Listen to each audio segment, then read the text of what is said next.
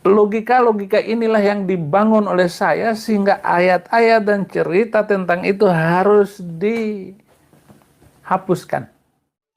Shalom saudara, selamat datang kembali di channel kami Gospel News Ministry bersama saya Spenial Devisa Januari, hamba Yesus Kristus Tuhan. Di video kali ini saya akan membahas satu topik tentang permintaan Pendeta Syaifuddin Ibrahim kepada Menteri Agama Republik Indonesia untuk menghapus 300 ayat Al-Quran yang dianggap sering dipakai menjadi dasar atau dalil bagi umat Muslim untuk berbuat kejahatan kepada orang-orang yang tidak seiman dengan mereka. Jadi harapan daripada Pak Syaifuddin Ibrahim atau tujuannya supaya Indonesia bisa lebih aman, nyaman, dan damai. Begitu kira-kira bangunan berpikir daripada Pendeta Syaifuddin Ibrahim. Untuk lebih jelasnya kita simak cuplikan berikut ini.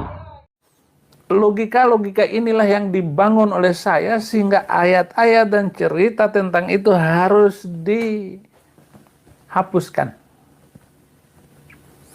Karena tidak sesuai dengan pri kemanusiaan dan pri keadilan. Maka harus dihapuskan. Karena ayat-ayat itu tentang penindasan-penindasan. Ayat-ayat yang menunjang, membenci manusia lain karena beda agama. Artinya dengan demikian saya ingin agar Indonesia ke depan menjadi Indonesia yang toleran dan damai. Baik saudara, tentu tidak asing lagi bahwa Pak Syaifuddin Ibrahim adalah seorang murtadin ya. Beliau adalah seorang muslim dulunya, lalu kemudian meninggalkan iman kepercayaannya yang lama dan memeluk agama Kristen dan mempercayai Tuhan Yesus sebagai Tuhan dan Juru Selamat pribadinya. Nah, maka dari itu dalam kesempatan ini saya akan memberikan tanggapan kepada Bapak Pendeta Syaifuddin Ibrahim. Baik saudara, tanggapan saya yang pertama kepada Bapak Pendeta Syaifuddin Ibrahim terkait dengan permintaan beliau kepada Menteri Agama untuk menghapus 300 ayat Al-Quran tersebut. Nah, tanggapan saya yang pertama adalah, apakah Alkitab mencatat bahwa keadaan akhir zaman itu akan semakin aman, nyaman, dan damai?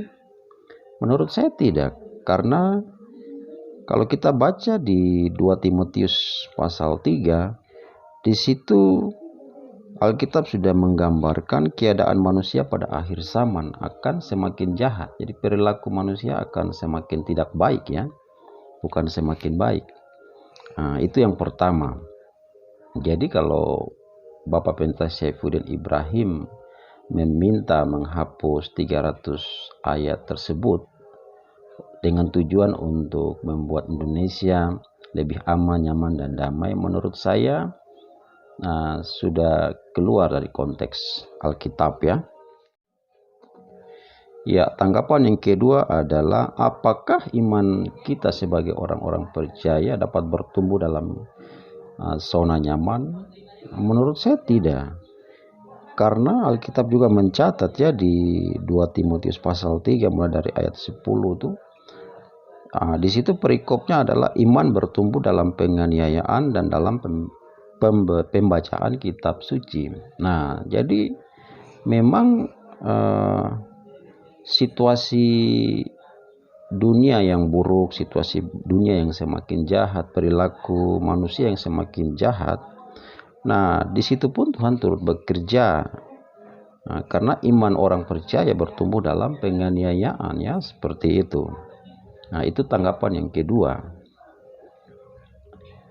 Lalu tanggapan saya yang ketiga adalah, apakah dengan menghapus 300 ayat Al-Quran tersebut otomatis akan mengubah perilaku daripada saudara-saudara kita umat Muslim begitu ya, sehingga Indonesia akan menjadi aman, nyaman, dan damai? Menurut saya tidak, karena perilaku manusia itu hanya bisa berubah oleh firman. Nah, kita akan baca ayatnya di 2 Timotius pasal 3 ayat 16 dan 17 ya. Di situ dikatakan segala tulisan yang diilhamkan Allah memang bermanfaat untuk yang pertama mengajar. Nah, yang kedua untuk menyatakan kesalahan. Dan yang ketiga untuk memperbaiki kelakuan. Nah, dan yang keempat untuk mendidik orang dalam kebenaran. Nah, ini manfaat firman Tuhan ya, Bapak Pendeta Saifuddin Ibrahim. Jadi kalau Bapak punya kerinduan untuk memperbaiki karakter seseorang, tidak bisa dengan cara lain. Cara yang firman Tuhan Alkitab ajarkan adalah dengan memberitakan Injil, dengan memberitakan firman Tuhan. Dan firman Tuhan itulah yang akan mengubah perilaku orang. Lalu ayat 17, dengan demikian tiap-tiap manusia kepunyaan Allah diperlengkapi untuk setiap perbuatan baik. Ya. Jadi perbuatan baik seseorang itu akan nyata kalau ada firman Tuhan di dalam dirinya, begitu. Ya, baik saudara, mungkin itu saja tanggapan saya kepada Bapak Pendeta Saifuddin Ibrahim. Saya hormati beliau adalah seorang hamba Tuhan. Nah, namun sebagai manusia tentu kita pasti berpotensi dalam salah berpikir, salah berkata, bahkan salah bertindak ya. Nah, oleh sebab itu ya kita harus terus minta dipimpin oleh Roh Kudus. Karena hanya Roh Kudus saja yang dapat memimpin kita kepada seluruh kebenaran.